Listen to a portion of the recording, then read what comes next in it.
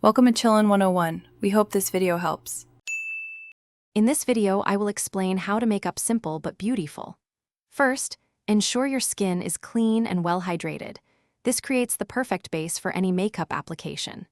Next, apply a light layer of foundation or a tinted moisturizer to even out your skin tone without feeling heavy. Don't forget to gently dab a small amount of concealer on any areas that need a little extra coverage, like under your eyes or on blemishes. Now, let's enhance your natural beauty.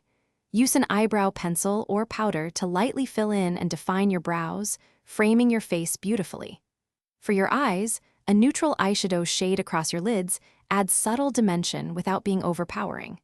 Finish your eye look by curling your lashes and applying 1 or 2 coats of mascara for a bright, open-eyed effect.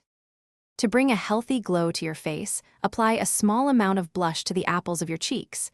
This instantly brightens your complexion. For a touch of radiance, dab a subtle highlighter on your cheekbones and just under your brow bone.